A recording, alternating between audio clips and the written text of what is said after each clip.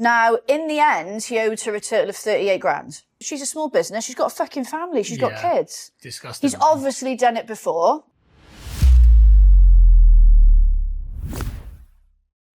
Right, so this is a serious one then. This is a serious one. I'm really intrigued. Are you able to say who it's about? No. Can I just get water quickly? Yeah, go for it. Just wet my whistle for this one. Yeah. No, I'm not going to say who it is. I have a very close friend. She is a client, but she's a close friend. I want to highlight this because we get a bad rep, agencies, don't we? Businesses moaning about us, pick candidates slating us, and sometimes fair, justified, but a lot of the time I don't think it's justified. Now, actually, what I think doesn't get talked about enough is when we get fucked over by clients. And it happens a lot. Yeah. And we get treated like shit sometimes, right? So my friend has a fairly new recruitment business. I think it's over a year now, year and a half, nearly 2 years. So it's but this happened last year. Mm-hmm. And she had a client she had a very, very good relationship with. They got really, really close. She had 20 temps in there a day, really, really good piece of business, but a lovely client. Everything great. He then approached her about setting up a hospitality recruitment business because he's got multiple businesses all sort of associated with hospitality, and he saw this gap. And also from working with her, thought like, she's great. She's really good. Her business is great. He doesn't know anything about recruitment. It made sense, right? So saw a gap locally in the market and suggested, look, will you set an agency up with me? I want you to partner with me on this. Now I want to add in here, this was not rushed into. So 9 months, because she was a bit like, I'm an RN, yeah. She's not stupid, right? So they had multiple chats about it, multiple meetings. She was really looking into everything. She didn't want to rush into it, basically. So over this 9 month period, she now calls this the grooming period. Okay, because you'll know what I mean when you see where this leads. So it got to the point where he'd convinced her enough where she was like, right, I'm going to do it. So this is 9 months down the line. So they have that meeting. She goes, do you know what? Fuck it.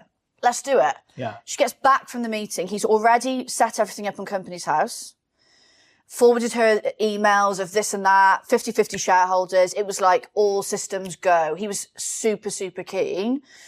So all very exciting as well. So she then thought, right, we've got 4 weeks. So we need to start advertising. We need to get a consultant. So she got in touch with the Rec-to-Rec. She found this amazing woman. She interviewed her. When it's all fallen into place. So they offered her. They then had 4 weeks till this woman starts. And then my friend is like, right, we've now got to get a bank account set up. We need to get the website sorted, get everything ready to go. And they'd normally meet like 1 to 2 times a week for coffee to talk about the business, leads, clients, all of this stuff. And then all of a sudden, this guy starts going quiet. And this immediately unnerved her. Now, she's a bit of a witch anyway. She's a bit like me. We're both like super... stones and moons and stars. Spiritual, intuition, all of that shit is there. She just thought, something ain't right here. He's not normally like this with me. So he goes quiet for a week and she leaves it till the Friday and she calls him and is like, right, is everything all right? Because they speak all the time at this point. And he was like, oh, I'm so sorry I haven't been in touch. One of the businesses has had a fire. I've been caught up in that. And she's like, fair, understandable. Don't worry, I'll get what I can sorted for the moment, but you need to go and sign for your half of the bank documents because this guy was Italian. So he had to do his right to work and it had to be done in person. You couldn't do it online. And then slowly but surely the contact got less and less. And she's really like fucking triggered at this point. She's like, what is going on? Bearing in mind, nothing has actually happened between them. So she then turns up at the business to see like what's going on. And actually there's the fire damage is not that bad. He's really made out to her that this is like a big thing. And she's like, oh, like, it's not that bad. Yeah, it's just not that bad. And then she starts to get text messages and calls well, they do, the business do, from the temps they've got in there. Now, these temps have been in there regular, they loving life. Pre-existing temps, the 20 a day. Yeah. Now, they've all been enjoying it. They keep in contact with their temps. They're really fucking good at it, right? So they keep in touch with them regularly, always happy, always enjoying it, loving life. And all of a sudden, they start contacting, saying, oh, we've got another job, or we're leaving, we hate it there. Straight away, she's like, I fucking smell a rat. This is weird, right? She knew, she was like, she called it. She said to one of the girls in the office, something sinister's going on here. I'm telling you. And the others were like, no, you're being silly. It's going to be fun. She's like, no, I am telling you something is going on. Still fairly big numbers in there, left it. A few days later, more temps moan, I'm leaving. So they spoke to one of the temps that rang in and asked them honestly, has he told you, this guy, to tell us that you want to leave, but actually you're going to stay? And they were like, do you know what? Yeah. Right? So at this point, she's like, I'm fucking done with this guy. Yeah. They've still got 11 temps in there. Let's just let it run its course. Wait till he gets rid of them. So at that point, she's thinking, right, we're done. There's 11 temps in there. Let's make what money we can off him for the moment. They're obviously going to go at some point. So like, let it run its course. But worse than that, remember, she's obviously got a fucking business set up with this guy. Yeah, the new one that he set up. The new one. Now, 4 days before this girl is due to start, she's had nothing from him other than, I'm really sorry, like nothing from him. And then he messages saying, I'm really sorry, I'm going to have to step down. I've got too much going on. Sorry to mess you around. So she's now left to deal with all the fallout. She's got to ring the rec to rec, withdraw the offer, and she felt fucking awful about it because this woman thought she was starting a job. Brand new handed business. notice. Do you know what I mean? Yeah, handing. She felt, and she had to, it wasn't even her fault. She got to deal with all of that. So it transpires, he was basically turning round. Sorry, for anyone watching, the reason I'm reading it off the laptop is, as you can imagine, this is quite, I want to get this right? So it's not one I can just spiel off the top of my head. Yeah. Transpires, he was basically turning around to the temps on site saying, look, we're moving away from X agency. Call them, tell them anything. Tell them you're going to work somewhere else, or you hate working here, or whatever. You've been sacked, but you're going to stay. You're just not going to work through them anymore. And this is an apparent friend, an apparent person she trusted, genuinely loved to bits and trusted hard, completely done the dirty on it. And I know myself from speaking to her, it really fucking cut her up. Yeah. Right? And there's no way of she can't even pinpoint. There's no answers in this. There's no disagreement that happened. There's nothing over the course of those 4 weeks. Yeah. She's gone over and over this, obviously. Yeah. Now, in the end, he owed her a total of 38 grand. Now, Payments for those temps. As a business, that is a lot of money as a small business, right? Mm-hmm. Now, you know, when she called him out on what he was doing, 23 grand of that was for so some of it, I'm forgetting all the figures now. Some of it was for the temps behind the back. Some of it was for previous legit, you know, when I say legit, the ones that he hadn't had taken off her, the 11. So, you know, she's got solicitors involved. She's having to fucking pay for this, by the way. Yeah. Going back and forth, trying to get this money. And he basically said, I'll pay you 23k, but only if you wipe the rest of the 11k debt off. So the solicitors say, no, we want the full money. And he's like, because you've breached your terms of business. And it's like, he's refusing. Now, what can you do? She could have taken him to court for the whole sum. Cost more money. But the solicitors were like, look, if you lose, you've got to pay his costs, your own costs, and you could get nothing. Whereas, really, let's just get this 23 grand. But she doesn't have deep pockets. She's a small business. She's got a fucking family. She's got kids. Disgusting. He's obviously done it before. Yeah, like what we were just saying. And I'm sorry, but this is what we're fucking dealing with. Yeah.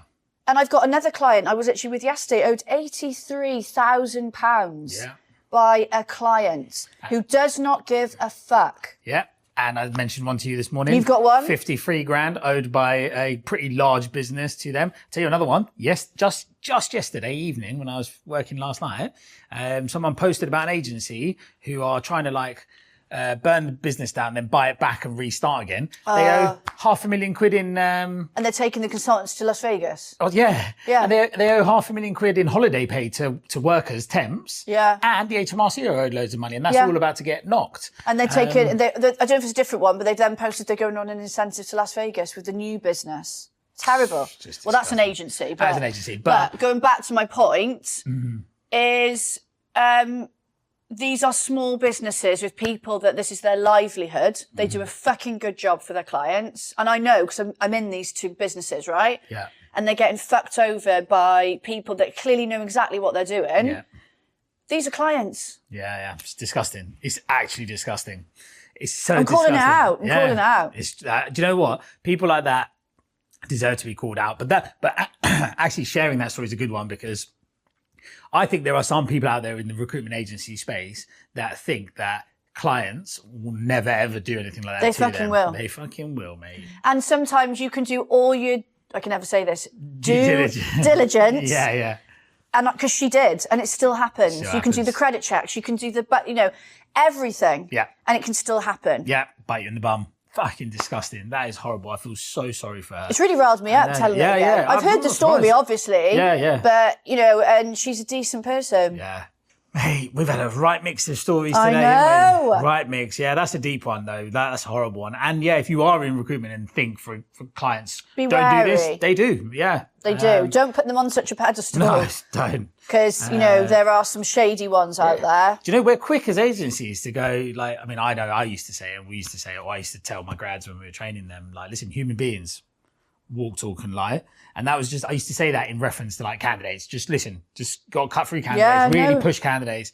Then you never ever say that about contacts, client contacts. You never say that about them, do you? I never did. Never once in my 15 years in recruitment have I ever said that. But I always say it about candidates.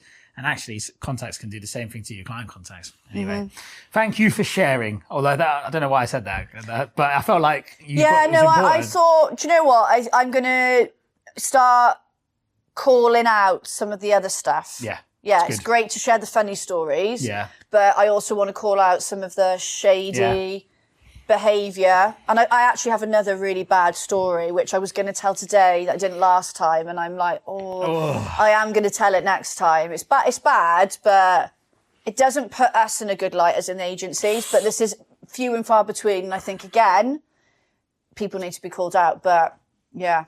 All right. That's my second one. All right, cool. Mine is actually... You're going to lift the mood I now. don't know. Mine's got some negative vibes to it, but I think it's funny anyway. So some people might find it funny. Hit me with it. Right, I've actually titled this story because I felt like it needed a title, and I'm also testing something at the moment internally on some content. So this one is called Reform on the Wine. Oh. Yeah, I've called it Reform on the Wine. Now, recruitment agency specializes in large-scale digital transformation programs, right? So a lot of the time what they do is they supply IT contractors to businesses, large businesses, because this is large enterprise technology, it's expensive. So they supply contractors to clients. They also supply contractors to these large consultancies, typically based out of India, who deliver these programs as well. So on a program, there might be, the client will have a few people from the UK, there'll be some UK contractors, there'll be a team from India that are working, maybe they've come over, some are doing it offshore. Anyway, it's a right mix of people on this program, right? Multicultural. I was going to say, yeah, inclusive. And there is one particular member of staff at the client, on the client team, who's a client employee who's on this program. And, she makes the odd comment here and there. That's it's hard to understand them, or the comms aren't that great. If they were here, it'd make a difference. Yeah, there's a few of these comments that are coming out and stuff. And this person is the contact for the recruitment agency, and they've said this stuff to the recruitment agency. So they're hearing it, and they're the recruitment agency are like... So this person saying this, it works in the client? Works in the client. And is the main point of contact for the agency? Is a point of contact for the agency. Point of contact, and just, they check in, right? You're trying to get leads out of them. How's the program going? And just checking in. Because they've got a few runners that are specific to this person's team. And they were like, yeah, it's a little bit it's a little bit reform and it's a little bit. I thought that's what you might mean when you said it. Yeah, it feels a little bit. Yeah, okay. So, inappropriate. Yeah, and they were just like, okay, here's what it is. Not said anything directly untoward. And also, like, as a recruiter dealing with this, like, you might be like 25, 26. I don't know how old the consultant was dealing with this. But anyway, the consultants flagged it internally, like did the right thing. Just said, by the way, some of these few weird comments, man. Like, I think we got to keep an eye on it. 2-year program. Yeah, these are like 2-year gigs. Yeah, which is why you want the contractors on there. Yeah. And it's not uncommon that like the consultancy, the Indian-based consultancy, or the recruitment company who's had it off for 2 years, to say, "Oh, let's all go for a meal as a program team," right? And so and then it'll be in like a posh hotel somewhere in Surrey or Berkshire or in Uptown or whatever, dining room, chef's table, all this kind of vibes. Ooh. That's what they generally are, right? And it'll be like 20 or 30 of you around a table in a restaurant. The bill? Quite often it's split between the consultancy and the agency. The recruitment agency and the consultancy because they've had money out of it as well, right? Yeah. The only person who's paid money is the client. Everyone else has made a margin. So that wheels round. You've got the team from India are there, and there's a couple of like women from India, a couple of men from India. The UK team's there. The agency send down a couple of people because you don't want to be outnumbered. So they send down a few people, including the consultant. And the consultant sat down next to fucking the person with the weird comments, right, at the table. And they're drinking, they're getting on the wine, getting on the sauce. And, they're talking about the project and program. Everyone talks about shop, right? Everyone's talking shop around the table. And they're like, how's the project been? Like, that's the worst question that probably this consultant could have asked to this fucking right-wing twat. And gone, how's the project been? Is this going to make me sad? And then, like, obviously loose on the wine has then gone, I think it would have been better if we'd had a few more people who sounded like you and me and da-da-da-da-da. And then, consultant turned around and said, listen, that's inappropriate. And they're sitting at the fucking table with you. And we're here at the table anyway. The evening goes on, everyone's drinking more. And then they've gone to the bar in the hotel or in the restaurant. They're now in the bar area. And then she starts being difficult in conversation with a lady from the Indian team, saying, I can't understand you. This is going to make me really, yeah? I feel quite sad. I'm not even joking. This is going to make me really sad. Yeah. And then the lady in India turned around and said, you can't, in her thick Indian accent as well, I'm not going to try and do an Indian accent. She goes, you can't fucking understand me because you drank too much wine, and slapped her. Yes! And then the whole consultancy team got up and left, went back to their hotel. Good. The agency turned around, looked at another person from the client and said, I think it's time to call it a night. They all leave, right? Disgusting. Anyway, not the girl that slapped her, by the way. All leave. Yeah, it's horrible, right? Why are you being like that for? It's fucking ridiculous. Horrible. Yeah. But go, and a lot of the time, I've been at those dinners, or I've been on projects, or been the recruiter supplying contractors on those projects before. The team you get from India, they are genuinely just so happy, so thankful to be there, to be on the project. They bend over backwards for you. They are very, very nice. And the women particularly, I have to say, are really mellow and chilled, right? They're not like offensive. They're not like gregarious. They're just like really chilled, like nice, just nice. And they're very capable. They're so good. Well, they wouldn't be on the fucking project if they weren't capable. So they've all like gone off back, this and the other. Anyway, next, the following week comes around, client, like the CTO or the CIO from the client, like the top dog tech person, puts a meeting in with the agency and with the consultancy director or whatever. And they get on, and literally he comes on, he's like, I am so sorry. And we have just sacked such and such for those comments to be made. It's not representative of us.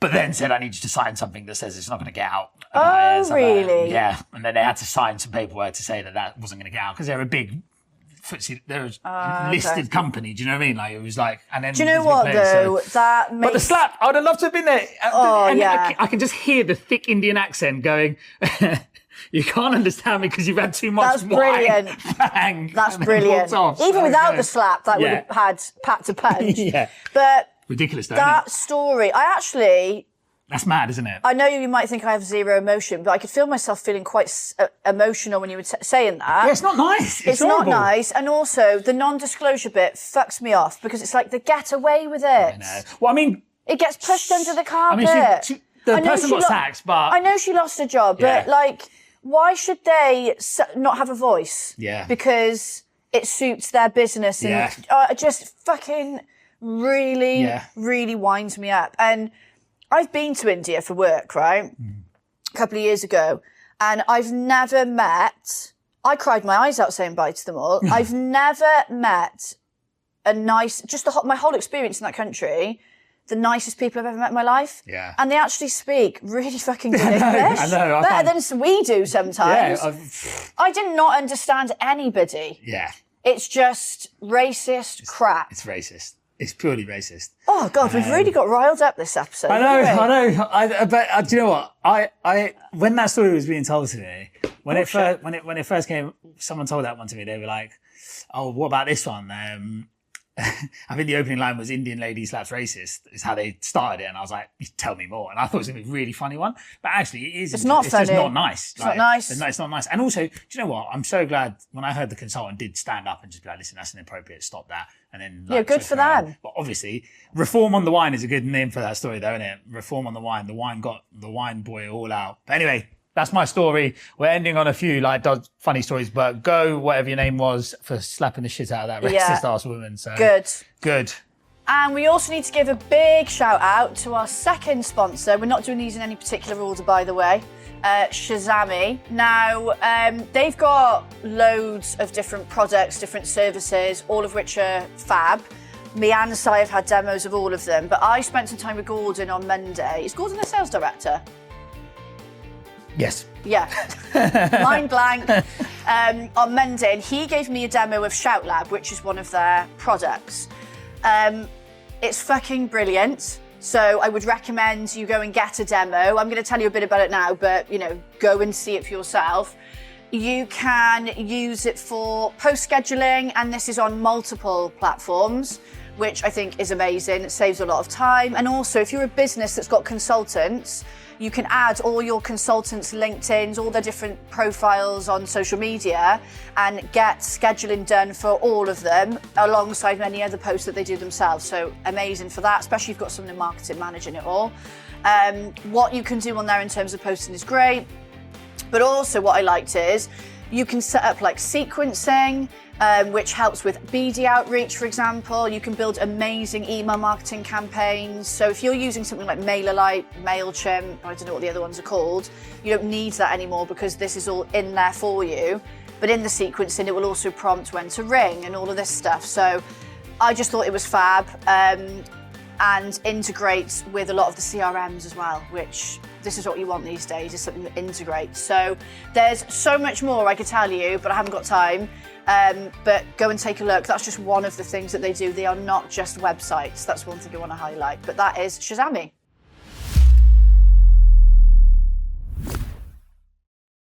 Well, let's, before we finish, because I'm just conscious of we've really gone at it today.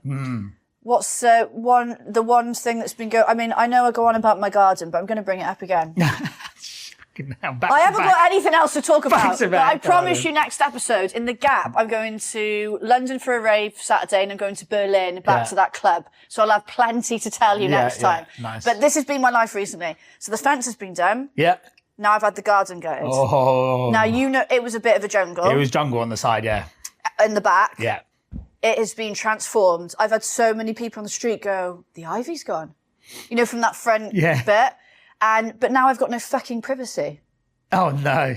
Like people can see in my front window. Like, I had all these bushes that gave me privacy, but the garden has really changed my life again. Oh, you're going to love summer in that garden, aren't you? I know. I'm sort of like falling in love with like adulting things. Like, I came back from being, I think I was in Swindon all day or something, came back and I was like, this isn't my house. Like, this is transformed. It must have been bad because people on the street are glad. Yeah. That is the only thing I can tell you that's been exciting that's happened in my life. I like it. That's it. I like it. I can't, if I'm honest with you, when we had that, it was sunny yesterday, right? Cheryl sent me a video of, obviously we've got the cats now and the cats are allowed out, and Tiggy and Wendy, the cat and the dog, were playing in the garden. So Cheryl sent me a video. And the only thing I looked at, I wasn't even paying attention to the animals. I was just looking at the grass going, oh, it's about time. Did you feel like eating it? I need to get, I need to get like treating it again, seeding it again, cutting it again. So I'm gonna. That's what I want my garden to be like. Yeah. You know, like yours looks like clean cut, like nice. I want it to be a little sanctuary where I can go and sit in it and enjoy it. Yeah. But yeah, like I rang my neighbour this morning about something else. She was like, "Hey, look at your garden now. It's twice the size. The back garden looks twice the size." I bet it would do. Yeah. But that is that's it. Well, that was the first taste of sunshine. We had proper sunshine yesterday. It was the first taste of sunshine. So that's got me excited about the garden, because the kids are also older and they can just play around in the garden by themselves. So I'm actually looking forward to doing a bit of work in the garden, because I can't sit in that office at the front in the summer, because it's like, it's like, honestly, it's 30 degrees in there. Like I'm like literally in shorts and a t-shirt in there. Sweating. Or I have to have a fan on, which everyone can hear, and all this sort of stuff. So I'm looking forward to doing a bit of work in the garden, because we've got a bit of shade in there. Do you know what? Work is fun at the moment for me. Like all I have done is work, look after the kids, been to a few football matches. It's been good. I've had a really quiet, in terms of outside of work, I've really behaved, you know. I haven't been out for a very long time and had a blowout, but I feel like Saturday, that's all changing. I know. I'm just like, right, I'm ready to misbehave now. I'm going to try and come and see you. Yeah, I'm genuinely going to try and come, and even if it's just to come and have one pint with you because I'm driving into London anyway. I have got something funny that happened to me yesterday. What? I was on site doing an audit with an agency, recruitment agency, obviously. And the morning session, we were just talking, whiteboard, whiteboard. Lunch comes around. He's got a couple of emails to fire out. We've all gone out, got our lunch, come back, sat down, having a little chat while we're eating. And then he goes, "Oh, I just got to send an email." I was like, "Yeah, no worries. You know, you crack on. I've got my laptop open and I'm tapping away." And I was just sat there reading an email from someone. Next thing, all I hear is like that, and I'm like, "Oh my god, right, what's he doing?" And I look over, and he's like speed, like angry typing, like, but he's not angry. He's just angry typing, and he thinks it's just completely normal. And then I was like, "What are you doing?" And I was like, "Oh, where's the loo, by the way?" And then it just stopped. "Oh, it's just down there." And it was so loud. Yeah, I was like, is there a camera on in here? I like that sound. What's that thing called where you get like ASMR? Yeah, so that's one of the sounds I like. Is tap it like the keyboard. I find it really therapeutic. I know, but I thought it was a comment. I thought it was a Do you think he was camera. Angry? No, he wasn't. He wasn't angry at all. I was like, because I even asked him after. Heavy-fingered. He's just heavy-fingered, man, and fast with it as well. Like, so, mate. Anyway, that one made me chuckle yesterday. I've had loads of these little moments that go through life that you just have a little smile at the moment, and you just crack on. But like today, like I do think we're getting deep today. I think like, oh, we're so lucky. We are fucking like lucky. Two pals. Just chatting shit, getting it filmed, having a laugh. Yeah. And you're all watching it. Yeah, I know. It's banging. Cool. Right. Wrap up time? It's wrap up time. Right.